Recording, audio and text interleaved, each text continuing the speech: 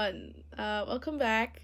So, this series was supposed to encourage me to read more books, and today we're going to review a movie. I'm so sorry, I can't help it. Like, movies are just way easier to consume, and I'm really close to my midterms, but I really want to like publish a video on on my YouTuber era, like on my channel. So yeah, this is what I've decided to do. I'm actually reading Dear Life by Alice Munro. It's really good so far. Like, I like the writing style, and it just hasn't picked up the pace yet. It wasn't like The Thief, where I really couldn't like put the book down. So yeah, so we're going to review Hard Candy today. Firstly, I would like to apologize for not putting trigger warnings on my first video, which is like something I really regret. So from now on, all of my reviews will have trigger warnings. Here are the trigger warnings for this movie.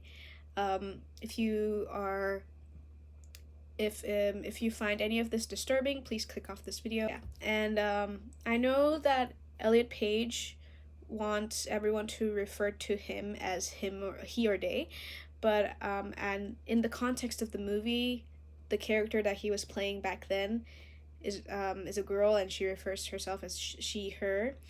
So I will be referring to the character as she her, but when I will talk about Elliot's acting, I will use the proper pronouns, obviously. Yes. Oh, and also look at my shirt, guys. Create, explore, survive. I'm a gamer. What can I say? Anyways, I will start by reading the synopsis of the movie, Hard Candy. I don't know if I've said the title yet. We're watching Hard Candy today. Okay, guys? Haley is a precocious teenager who goes to a coffee shop to meet Jeff, the photographer she met on the internet. Jeff thinks he's in for a real treat, but Haley plays a trick on him. After drugging Jeff and tying him down, Haley reveals that he knows Jeff preys on teenage girls, and she has a plan to wring a confession from him. It's a really interesting synopsis, and honestly, like, it sort of saved me from leaving the movie, like, not watching the movie after the first few minutes, because it was truly disturbing. And I'm going to talk about that a little more in depth later. But first, I heard of this movie in my intro to media class because my professor was talking about like dominant ideologies in movies and blah blah blah, and how this movie was like, it was very controversial because some people think it's like a really provoking art piece, and some other people just think it's revenge porn. And I would like to say my final verdict is that I am for the latter because I can agree on some of the scenes in this movie and some of the content of the movie being really powerful, and I'm going to talk about it later when I talk about the good things I like about this movie. But for me personally, the bad sort of trumps the good on my opinion on this movie. I still think it's a movie worth watching because it's like Elliot Page's acting is so great. Like, it's insane, and the aesthetics of it is really nice too. Like, I'm gonna talk about it very briefly here. How the pastel colors of Jeff's house is like very contrasting to what is actually going in those scenes, as well, like how everything is so minimalistic, and like there's this liminal space. It sort of feels like liminal space, these like rooms. And the fact that like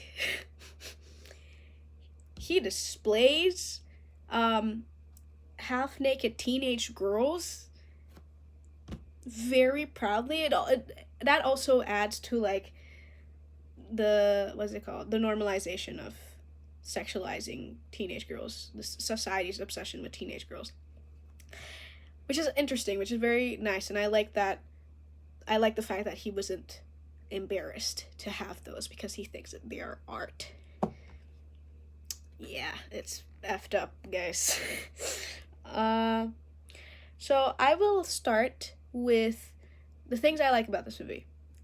The introduction, the very few minutes of this movie makes my skin crawl because it's a grown man talking to a 14-year-old girl. And this girl is trying to emulate a woman, right? Haley says this in the movie, like, why as a grown man are you playing into the emulation of a woman from a little girl who does not know better, right? Especially like as a little girl, you are just like, all these expectations are stacked upon you, and you're just trying to figure out your place in the world, and just a grown man taking advantage of this is just horrible, and it's just so uncomfortable.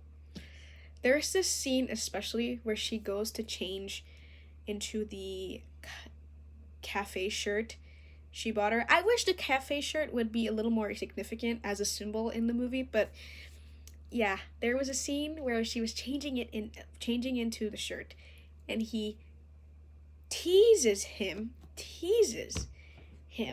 by opening the toilet door before she's actually been changed into the shirt.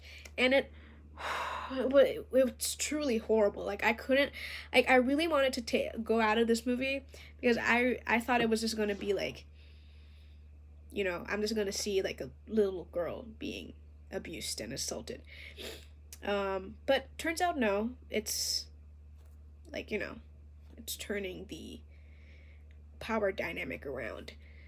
But the introduction scene was very well played out. I think it will make a lot of people feel uncomfortable, and I think that's the point. It was very uncomfortable for me, and unfortunately it is a very accurate depiction of what happens in real life when grown men take advantage of little girls. And another scene that I really like in this movie is the castration scene. It's not funny. Well, I mean, I guess it's sort of funny because it's like, he's a pedophile, and like the movie tries to justify that this is a good punishment for him. I like the castration scene because it sort of parallels the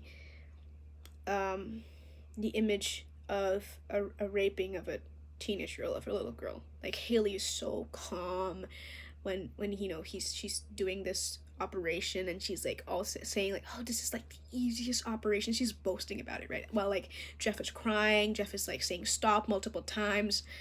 And I don't know if she actually said this, but she's like, did you stop when the girl said to stop? Yeah. So it's like, it's a very clear parallel. And then there's this really nice line where she says, one day you'll have to have a medical checkup, and your doctor's gonna see that you have no balls, and he will definitely not talk to his friends that he plays golf with, and those friends will definitely not talk about this to their friends. So it's very like it focuses very on the humiliation part of it, and how like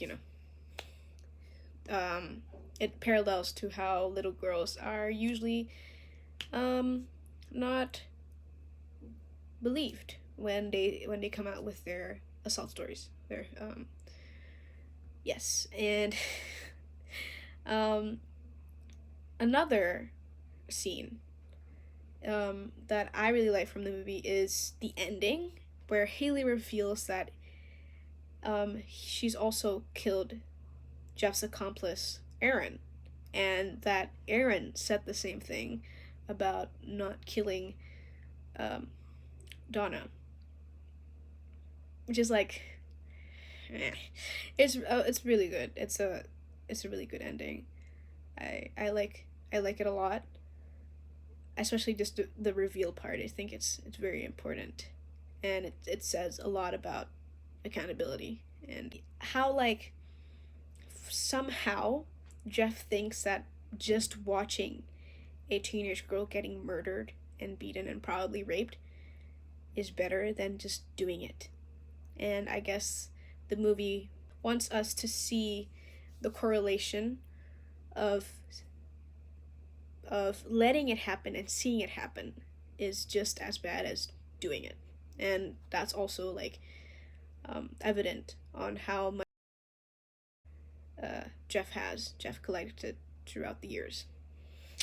Ugh. Anyways, it's very heavy, this movie. But I think it's worth a watch for those good things. Now, the bad things I didn't like. Okay. A lot of people think that this is a revenge porn because most of the scenes Jeff is just begging. The power dynamic is obviously it's upside down. Is upside down, and a lot of the focus of the movie is just making Jeff suffer, and obviously like he is supposed to suffer. That's how they bring justice to the victims.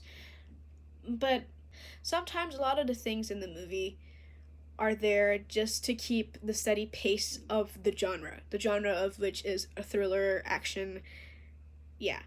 And it doesn't really help to convey the message that they are going for. Like, I hated the neighbor scene where Haley somehow did not account for the neighbor who was still in her house.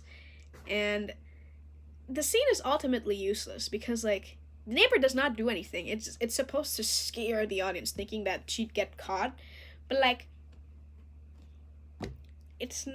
there's no use of it. Like, you can read into it and say that this is supposed to represent how the world will always see Haley as a little girl and nothing else because, like, she did not suspect anything. But I don't know, because, like, it is supposed to, like, it was filmed in a way and it was acted in a way where the audience was supposed to be scared of Haley getting caught. And, like, Elliot Page's acting is super great. But throughout the movie, before this scene, we have seen Haley acting as if she was scared, acting if she was nervous. Well, in reality, she's not, and she's been planning this the whole time. So when it was just this weird, like, disconnect, like that neighbor scene and like the whole movie is like, is she actually scared? Like, why would she be scared, you know? And most of her plan seems to count on Jeff going against her, like breaking out of his bounds, escaping, blah blah blah. Like he didn't call the police when he escaped. And why did she fake the castration in the first place?